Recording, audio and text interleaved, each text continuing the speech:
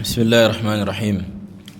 Alhamdulillahi rabbil alamin. Wassalatu wassalamu ala Rasulillah wa ala alihi wa sahbihi wa man tabi'ahum bi ihsan ila yaumiddin ba'd. فنواصل كتاب البيان الأوحد في توحيد الله الأحد. Melanjutkan pembahasan yang kemarin tentang perkara bahwa Allah Subhanahu wa taala dilihat. طيب قال المؤلف غفر الله له ولوالديه ولسائر المسلمين فلدينا إذن نوعان من الأدلة أدلة الإمكان وأدلة التحقق والوقوع. Maka Ahlus Sunnah wal Jamaah sebagaimana telah kita uraikan di pemaparan yang kemarin tentang Allah Jalla wa Ala dilihat, kita membedakan kemungkinan zat Allah dilihat dan terjadinya penglihatan itu. Wadah. Ini sudah kita sebutkan kemarin bahwa akan kita bacakan insyaallah. An-naw' al-awwal, dalil yang pertama, adillatu imkani ar-ru'yah. Dalil tentang mungkinnya Allah dilihat. Kemarin apa kita sebutkan kaidah pada perkara mungkin dan terjadi? Ada yang masih ingat? Apa Darda?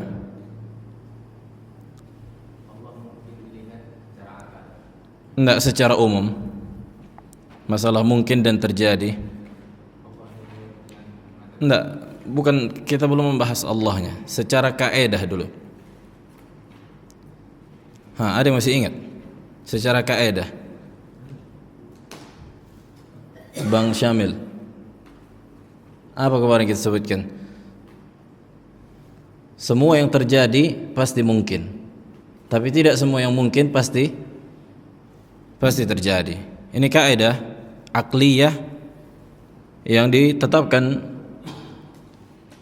para ulama. Wadah. Semua yang terjadi pasti mungkin, ya kan? Namanya sudah terjadi. Tapi apakah semua yang mungkin terjadi pasti terjadi? Lihat, mungkin terjadi, mungkin itu apa? Yani ghairu mumtani', bukan sesuatu yang mumtani'. Apa itu mumtani'? La yatasawwar wujuduhu. Wadah. Nah, ini adillah mantiqiyah. Karena dengan ini kemarin kita sebutkan bahwa sebagian Asy'ariyah menetapkan Allah itu mungkin dilihat. Allah itu mungkin dilihat dan mungkin penglihatan itu terjadi, tapi cara melihatnya mereka menyimpang. Yani Asy'ariyah, tidak dengan mata kepala manusia. Taib. Ikhtarafa alladhina aqarru bi imkani ru'yati Allah ta'ala fil adillati al-aqliyati allati tuthbitu imkanaha ala turuqin muta'addidah.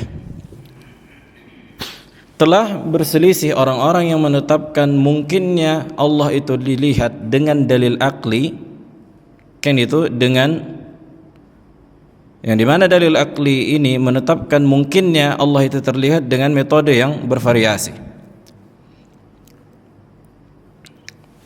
Taib, at-tariqul awal, metode yang pertama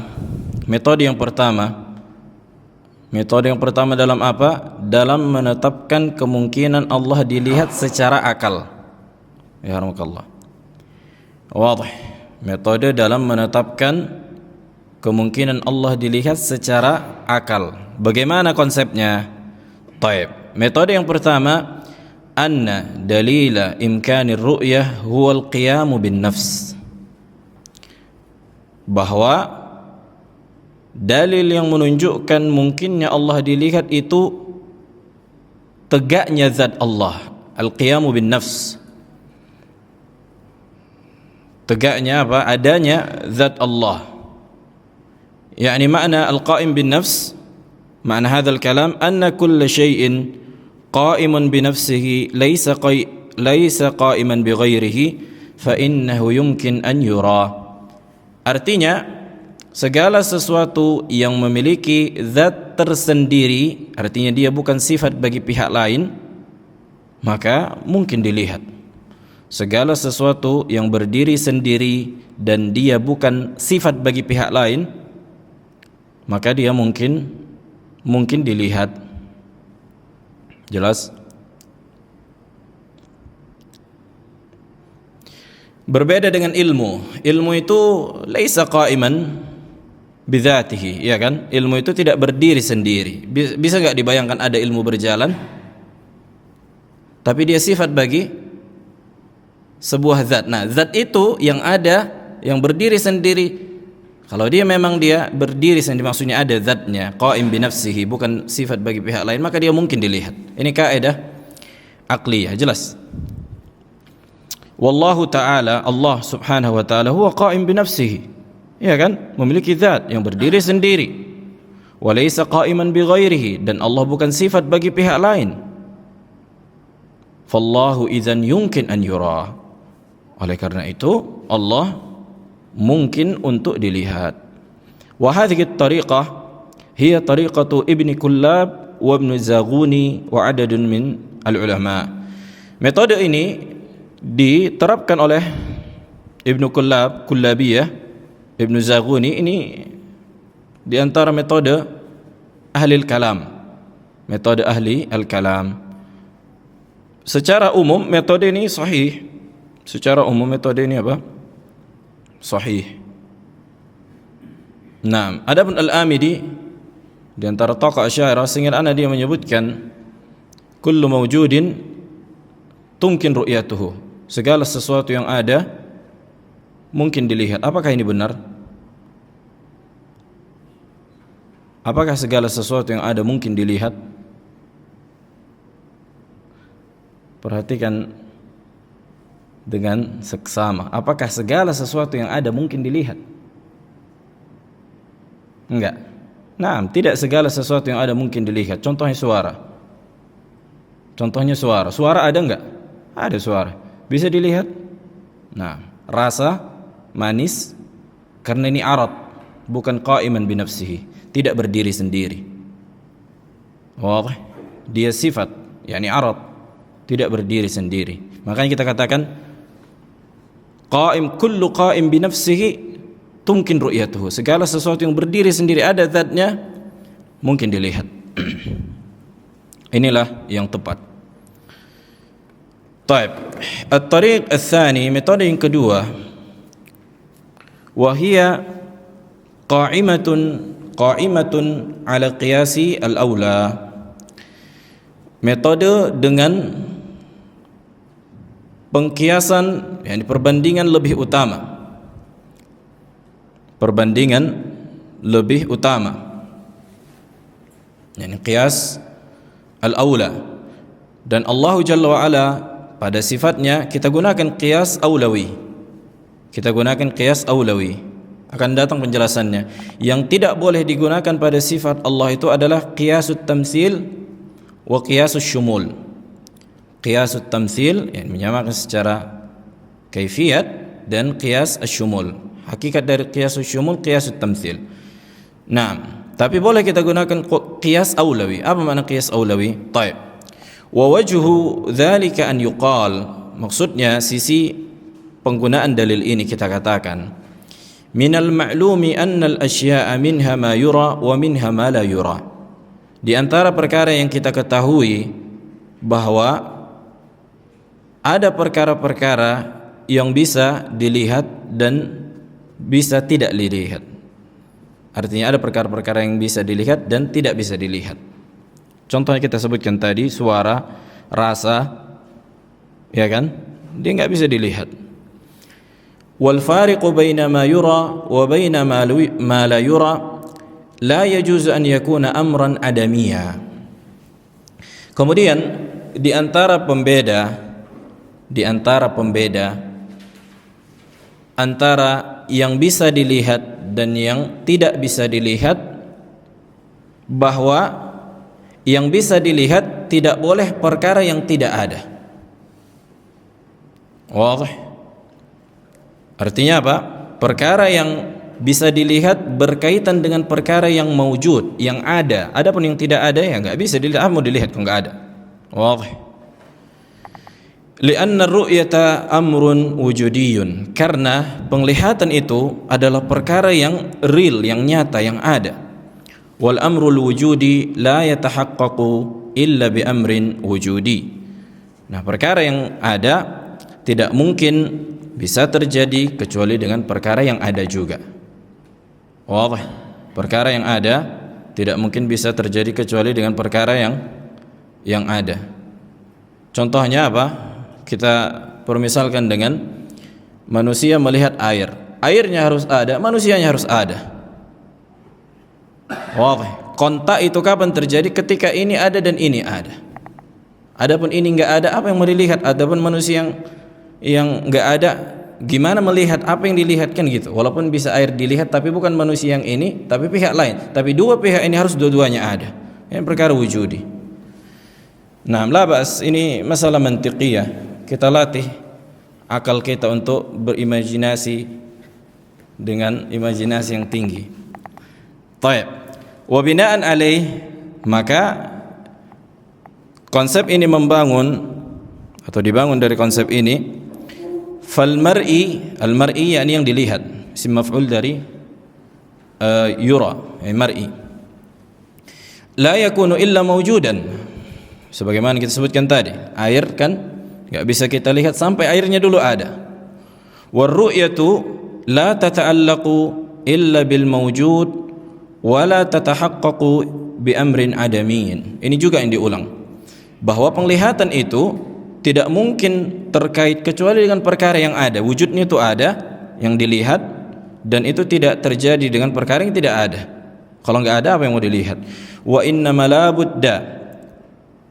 la budda fi tahaqquqiha min amrin wujudiyyin fahiya wujudiyatun binafsiha wa sababuha wa illatuha la bud an yakuna wujudiyan. Ini juga yang diulang. Wa kullu ma la yakunu illa lil mawjud. Lihat, ini masuk ke dalam natijah. Tadi kita sebutkan muqaddimah, tidaklah sesuatu yang zatnya itu ada kecuali dia apa? yakni qaim, berdiri sendiri, dia bukan sifat bagi pihak lain, kecuali dia mungkin dilihat. Kecuali dia mungkin dilihat. Jelas. Wa kullu ma la yakunu illa lil mawjud fallahu ta'ala awla bihi wa natijatu dhalika anna Allah awla an yura. Kalau makhluk dia memiliki zat tersendiri, qaim binafsihi, dia bukan sifat bagi makhluk yang lain. Kalau makhluk yang zatnya itu ada, semuanya dia bisa dilihat. Semua makhluk yang ada maka bisa dilihat, iya kan? Yang berdiri sendiri, dia bukan sifat bagi pihak lain dan bukan apa? Nah, bukan arad. Nah, maka mungkin dia dilihat, bahkan bisa dilihat. Maka Allah Jalla wa Ala wujudnya ada, bahkan wujud yang paling sempurna, akmalul wujud. Dan ini disebutkan Ibnu Qayyim rahimahullah. Maka Allah lebih utama untuk dilihat, lebih utama dan lebih mungkin untuk dilihat. Insyaallah wadih. Fa idza kanat ar-ru'ya amran wujudiyan la wa la tata'allaqu illa bi amrin wujudi ولا تحدث إلا بعلة وجودية فالله سيكون أولى من غيره في الرؤية لأن وجوده أكمل الموجودات. Nah, sebagaimana kita sebutkan, kalau makhluk yang memiliki zat tersendiri qaim binafsi laisa sifatan li ghairihi, dia mungkin untuk dilihat, bahkan bisa dilihat, maka Allah adalah zat yang paling sempurna wujudnya, maka Allah lebih mungkin dan lebih bisa untuk dilihat. Hadhil qaidah. Kenapa? Karena ar-ru'yah tata'allaqu bil mawjud wa laysa bil adam. Naam, atau bi amrin adamiyyin. Wa hadhihi al-hujjah taqumu ala khamsati usulin kullu aslin tabi'un lil asli alladhi qablah. Maka hujjah ini hujjah aqliyah dan disepakati oleh banyak ahli kalam, bukan hanya ahli sunnah. Ini maksudnya, ini mahal al-ittifaq. Nah, akan tetapi ahlul kalam menyelisihi ahlus sunnah pada konsep melihat. Maka hujjah ini membangun 5 pondasi, yang dimana satu dengan yang lainnya saling membangun atau mengikuti. Jelas. Pondasi yang pertama, al-aslul awwal, pondasi yang pertama, anna ar-ru'yata la takunu illa lil mawjudi faqat, bahwa perkara yang dilihat itu tidak terjadi kecuali dia ada. Yani sesuatu yang dilihat itu ada, kan gitu. Fal ma'dumu la yura, yang tidak ada ya enggak bisa dilihat. Apa yang mau dilihat kalau enggak ada? Wadah? Anna ru'yah, bahwa yang dilihat itu tidak terjadi, artinya tidak bisa dilihat kecuali dia ada, kecuali dengan sesuatu yang ada. Adapun yang tidak ada yang enggak bisa dilihat. Makanya kata para ulama, kebanyakan kaidah mantik itu perkara badihiyat, yakni badihiyat perkara yang udah jelas, yang enggak ada ya apa mau dilihat. Wadah. Maksudnya enggak ada di sini benar-benar tidak ada ya, bukan perkara gaib. Gaib itu bukan tidak ada. Perlu dibedakan antara gaib dan tidak ada. Wadah. Allah bukan enggak ada tapi gaib. Apa makna gaib? Tidak terlihat bagi kita. Tidak terlihat bagi kita. Bedakan antara gaib sama tidak ada. Tidak ada itu memang enggak ada di kehidupan real, di luar pikiran itu enggak ada. Beda dengan yang gaib. Malaikat tidak terlihat bukan berarti tidak ada, mereka gaib. Surga, neraka, ada banyak perkara. Ini masalah iman, kan gitu. Alladzina yu'minuna bil ghaib. Jadi perlu dibedakan antara yang tidak ada dengan yang gaib. Yang gaib itu bukan tidak ada, tapi bagi kita gaib, perkara nisbi. Taib. Al-aslu ats-tsani, pondasi yang kedua, ar-ru'yatu fi nafsiha amrun wujudiyyun, fahiya laysat amran adamiyya. Penglihatan itu sendiri itu adalah perkara yang ada, yang real, yang terjadi di kehidupan real, di luar pikiran. Dan dia bukan perkara yang tidak ada.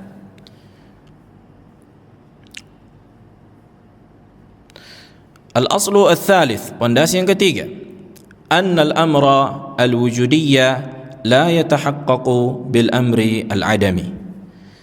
Perkara yang ada itu tidak terjadi dengan perkara yang tidak ada. Perkara yang ada itu tidak terjadi dengan perkara yang tidak ada. Artinya itu tadi kita sebutkan bahwa yang dilihat dan melihat harus sama-sama ada. Enggak mungkin yang melihat bisa melihat sesuatu yang tidak ada, dan yang tidak ada yang melihatnya enggak ada, ya apa yang mau dilihat? Penglihatan itu tidak terjadi. Wadah. Al-aslu ar-rabi', pondasi yang keempat, anna illat ar-ru'yah raji'atun lil wujud li'annaha amrun wujudiyyun fala yatahaqqaqu illa bi amrin wujudi. Bahwa illah, sebab dilihat itu kembali kepada konsep al-wujud. Sebab terlihat itu disebabkan sifat wujud, karena dia ada, wujud, maujud, kan gitu. Maka penglihatan tadi tidak terjadi kecuali dengan perkara yang ada. Adapun yang tidak ada maka tidak terlihat atau tidak dilihat. Al-aslu al-khamis, pondasi yang kelima, annallaha akmalul mawjudat wa aulaha bikulli amrin yarji'u ilal wujud. Bahwa Allah adalah zat yang paling sempurna wujudnya. Bahwa Allah adalah zat yang paling sempurna wujudnya. Bahkan wujud seluruh makhluk itu disebabkan wujud Allah, Allah yang menciptakan. Wujud seluruh makhluk kembali kepada wujud Allah. Maksudnya apa? Allah lah yang menciptakan mereka. Artinya sekiranya Allah bukan menciptakan mereka, maka tidak ada makhluk. Sekiranya Allah tidak ada, maka tidak ada makhluk, karena tidak ada yang menciptakan makhluk. Karena Khaliq tidak ada. Ketika tidak ada Khaliq, maka tidak ada makhluk. Nah, wa hadhihi al-hujjah taqumu ala asasin akhar. Hujjah ini dibangun di atas pondasi yang lain. Wa huwa qa'idatul akmaliyatil masyhurah. Ini kaidah yang sering digunakan dan dikenal, yakni kaidah qiyas aulawi yang kita sebutkan tadi. Wa qa'idatul akmaliyah laha siyaqatun yatadawaluha talabatul ilmi katsira. Artinya para ulama, para masyayikh, bahkan Syekhul Islam Ibnu Taimiyah sering menggunakan kaidah ini, dan ini kaidah yang diterima dalam bab asma' as-sifat. Wa hiya anna kulla kamalin fil makhluqi la naqsa fihi biwajhin minal wujuh fallahu awla bihi. Artinya apa? Segala sesuatu dari sifat sempurna yang ada pada makhluk, segala sesuatu, ini kaidah, segala sesuatu dari sifat sempurna yang ada pada makhluk yang tidak mengandung kekurangan dari segala sisi, maka Allah lebih utama untuk tersifatkan dengan sifat itu. Segala sesuatu yang sempurna dari sifat makhluk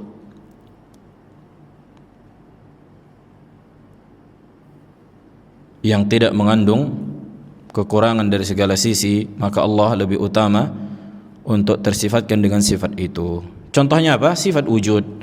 Mana yang lebih sempurna, yang ada atau yang tidak ada? Abu Habib. Ahlan wa sahlan.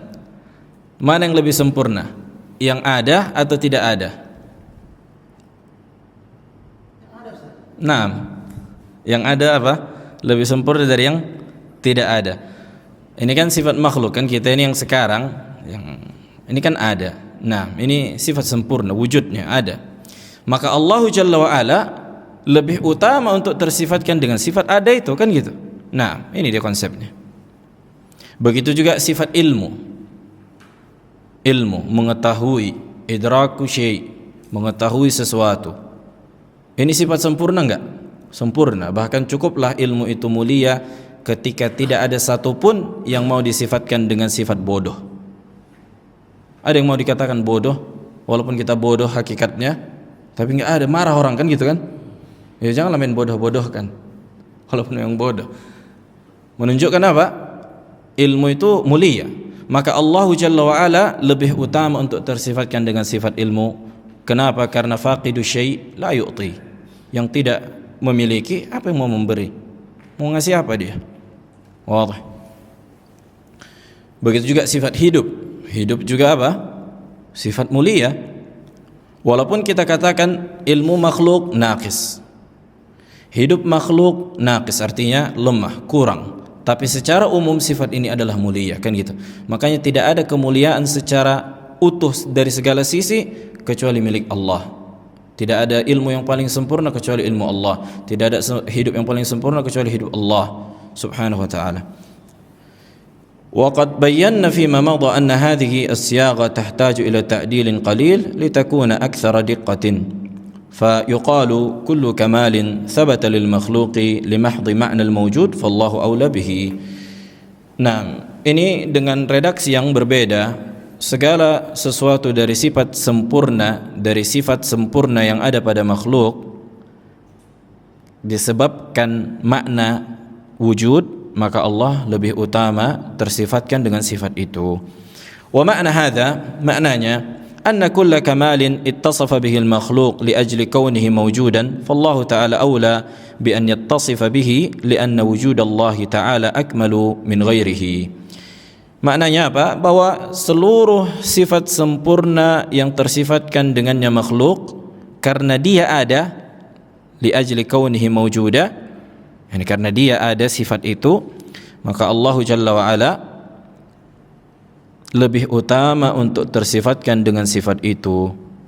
Kenapa? Karena Allah Jalla wa Ala adalah zat yang paling sempurna wujudnya dibandingkan selainnya. Taib. Yaqulu Syekhul Islam Ibn Taimiyah rahimahullah. Taib, afwan, sebelum itu kita ambil contoh juga sifat berbicara. Mana yang lebih sempurna? Yang bisa berbicara atau yang tak bisa berbicara? Mana yang lebih sempurna, Kevin? Yang bisa ngomong atau enggak bisa ngomong? Yang bisa kan? Nah, oleh karena itu Allah mensifatkan sembahan-sembahan orang-orang musyrikin dengan yang tidak bisa ngomong. Kan itu kenapa kalian menyembah zat-zat yang tak bisa berbicara, tak bisa mengeluarkan, tak bisa membalas, tak bisa mengijabah. Ini menunjukkan kelemahan, tidak layak.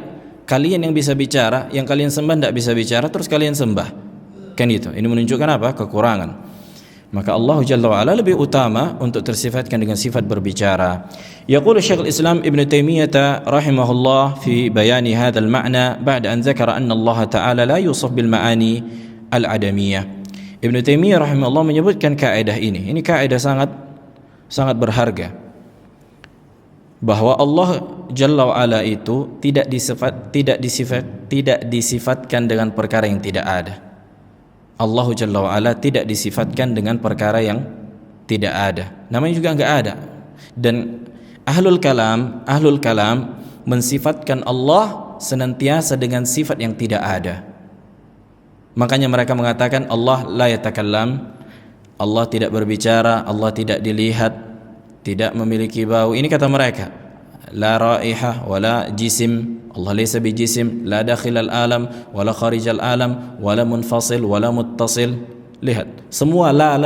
Ini apa? Nafi, adam, enggak ada. Apa yang mau kalian sifatkan? Wadah. Naam. Yaqul Syekhul Islam Ibnu Taimiyah, nuqtatu hadhihi al-hujjah أن كل حكم ثبت لمحض الوجود فالوجود الواجب أولى به من الممكن. Inti dari hujjah ini bahwa segala hukum yang valid, yang tetap disebabkan murni adanya itu, yakni wujud itu, sifat itu, hukum itu ada, fal wujudul wajib aula bihi minal mungkin. Artinya Allah, yakni wajibul wujud, lebih utama tersifatkan dengan itu dibandingkan yang mungkin. Mungkin itu makhluk. Jadi mungkin itu ada banyak maknanya. Kadang-kadang konteksnya makhluk, kadang-kadang yakni tergambarkan wujudnya dan tidak adanya. Nah, sesuai dengan konteksnya. Makanya di sini al-wujud al-wajib, yakni Allah aula bihi min al-mumkin. Makanya sebagian tulabul ilm ketika membaca ucapan para ulama tidak faham, bukan enggak faham, karena tidak memahami istilahat para ulama. Ini yang sering didapatkan iskaliyat ketika membaca kutub ahli ilm. Tidak faham konteksnya, ulama itu berbicara tentang misalnya mungkin wujudul wajib, apa maknanya, kan gitu. Nah, makanya butuh apa? Butuh latihan dan banyak membaca. Nah, wa kadzalika minal amsal al-madrubah, begitu juga dengan contoh-contoh yang Allah sebutkan di dalam Al-Qur'an. Wa hiya al-aqisatu al-aqliyah. Nah, artinya apa? Sebuah permisalan secara akal, kan gitu. Nah, daraballahu mathalan, senantiasa Allah menyebutkan, Allah membuat permisalan. Itu dalam rangka apa? Dalam rangka memberikan pemahaman kepada manusia, yakni mengkiaskan perkara yang mahsus, yang terlihat, yang terjangkau oleh panca indera, untuk menetapkan keutamaannya lebih mulia, lebih utama dibandingkan Allah Jalla wa'ala. Maksudnya lebih utama Allah disifatkan dengan sifat itu. Naam, walillahi al-mathalu al-a'la, dan hanya milik Allah sifat yang paling tinggi. Anna kulla kamalin thabata lil wujudi fal wajibu awla bihi minal mungkin. Segala sesuatu yang sempurna yang ada pada makhluk, yang lil wujud, maka Allah Jalla wa'ala lebih utama tersifatkan dengan itu dibandingkan makhluk itu sendiri. Wa kullu kamalin yujadu fil marbub, ini juga yang diulang, segala sesuatu yang sempurna pada yang dikuasai al-marbub, farrabbu awla bihi minal abdi, maka Rabb, sang khaliq, lebih utama tersifatkan dengan sifat itu dibandingkan makhluk atau hamba itu sendiri. Wa qauluna fi hadhihi al-hujjah, ini mazala kalam Ibn Taimiyah, masih ucapan Ibn Taimiyah rahimahullah. Nah, wa qauluna fi hadhihi al-hujjah, kullu hukmin thabata li mahdhil wujud yukhrijul ahkam allati tatadamman al-adam.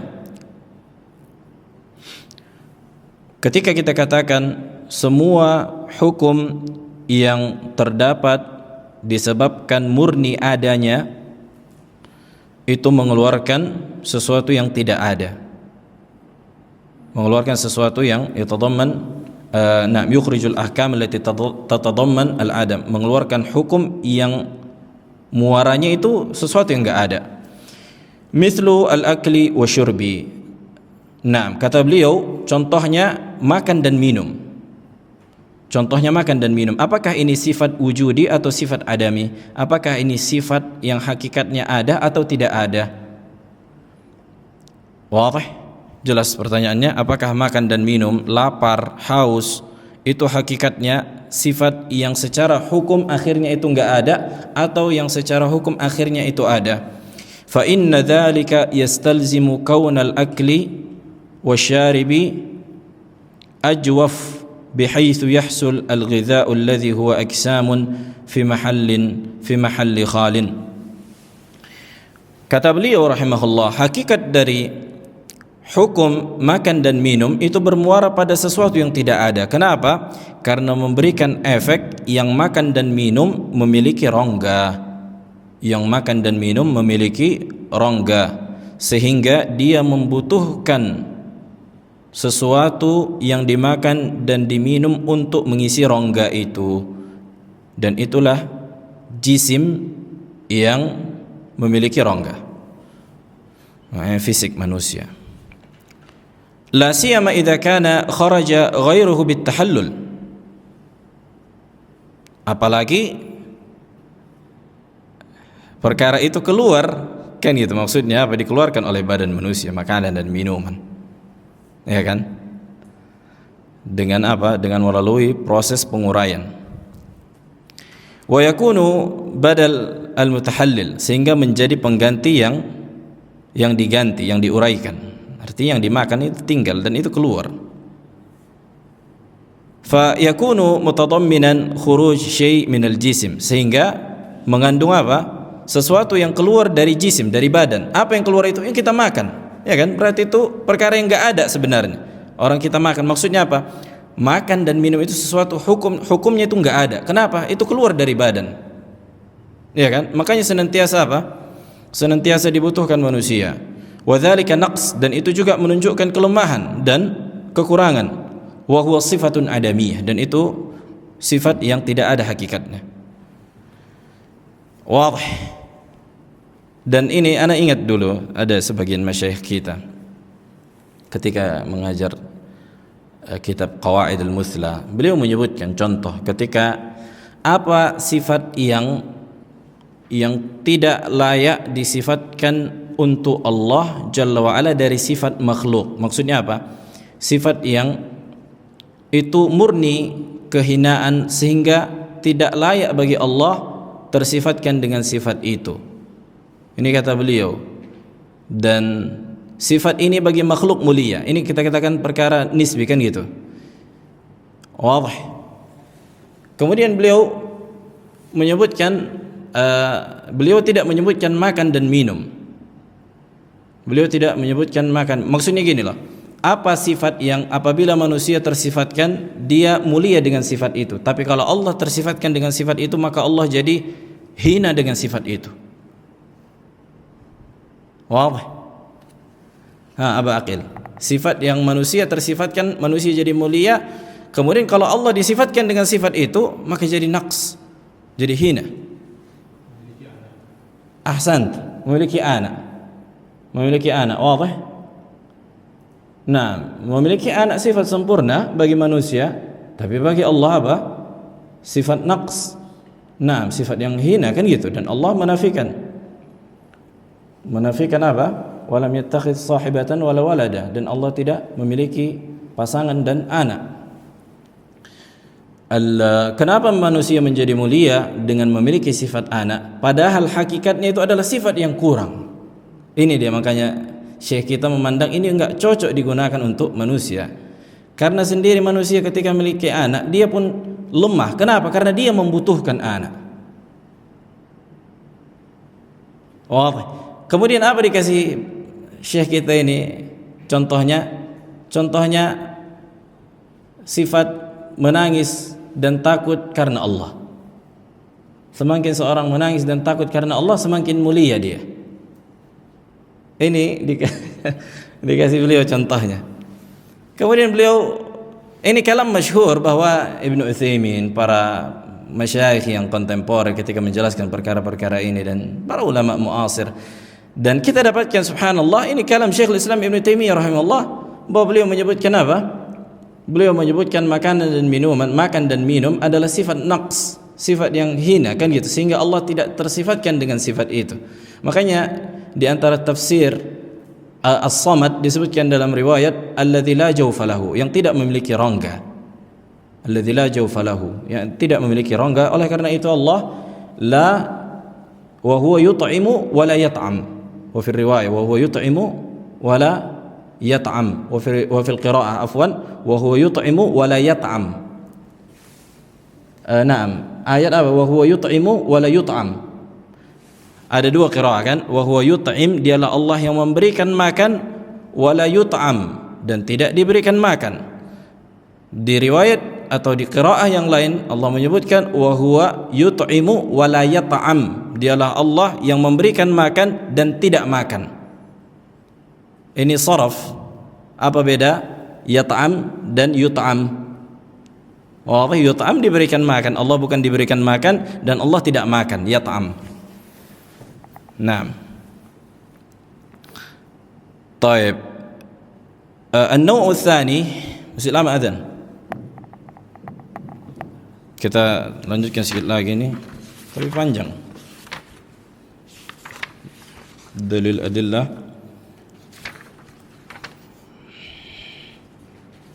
طيب. نأخذ ما تيسر. النوع الثاني أدلة tahaqquqi ar-ru'yah, dalil yang menunjukkan terjadinya. Kalau tadi kan mungkin dan terjadi itu sesuatu yang berbeda. Jelas ya? Mungkin dan terjadi. Jelas Bang Arun? Antara mungkin dan terjadi. Kita katakan mungkinnya Allah dilihat itu dalil akli dan dalil naqli.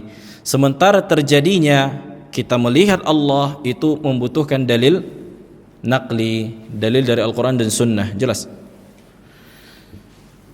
Taib. Wahiyya adillatun sam'iyah, maka dalil dari Al-Quran dan Sunnah ada sangat banyak, dan akan kita sebutkan bantahan-bantahan orang-orang yang menyelisihi ahli sunnah dalam perkara ini.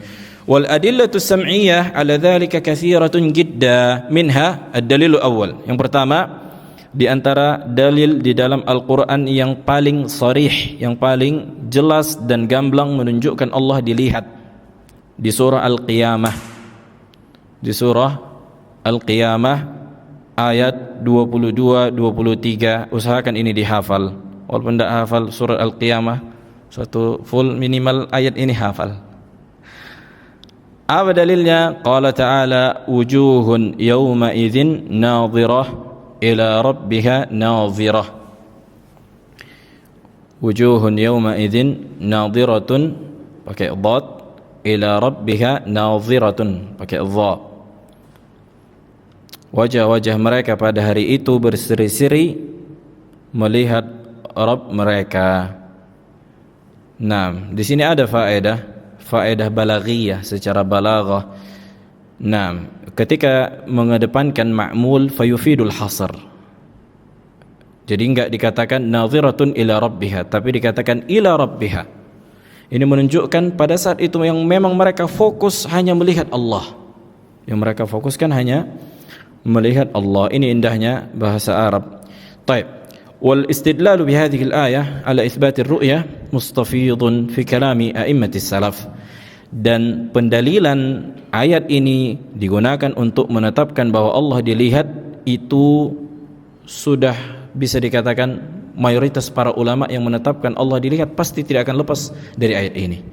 Siapa saja ulama ahli sunnah yang menulis kitab kemudian dia menetapkan Allah dilihat tidak akan pernah lepas dari ayat ini. Silahkan buka kitab-kitab akidah. Nah, ada sangat banyak, puluhan bahkan ratusan, kan gitu. Waqad fassara qawlahu subhanahu wa ta'ala ila rabbika nadhiratun bi annaha tanziru aw tanzuru ila khaliqiha. Ikrimatun wal Hasan al-Basri wa Atiyah al-Aufi yang menafsirkan bahwa Allah itu dilihat, melihat Rabb mereka adalah Ikrimah, Al-Hasan al-Basri, Atiyah al-Aufi dan selainnya. Ini bukan membatasi tapi menyebutkan sebagian.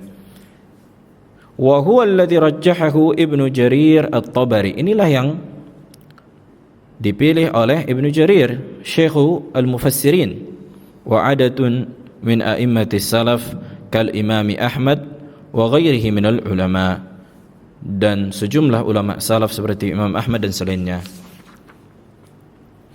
ووجه الاستدلال بهذه الآية على إثبات رؤية الله تعالى أن النظر في هذه الآية عد بحرف إلى وأضيف إلى الوجه، وهذا التركيب إذا ورد في لغة العرب لا يراد به إلا النظر بعين الرأس، وقد أشار إلى هذا المعنى أعني أن لفظ النظر إذا عدي بإلى وأضيف إلى الوجه يراد به عين الرأس الأشعري والباقلاني وغيرهما من علماء الكلام.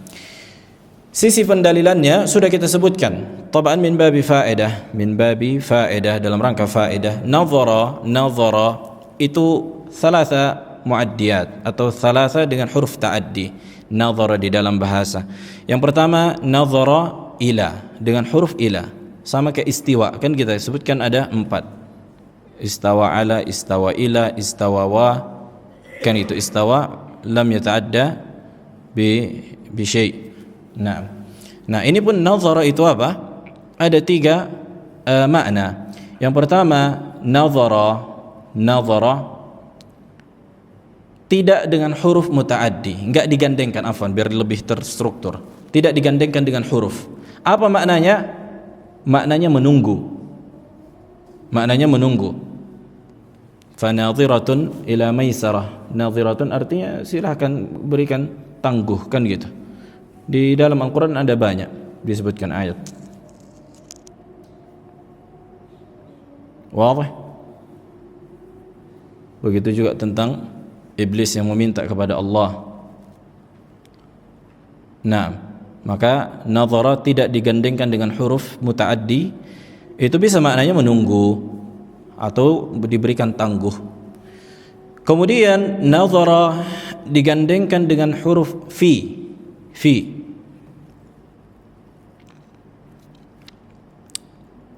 Maka bisa maknanya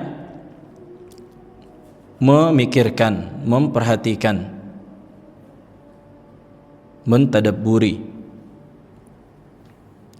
Kemudian nazara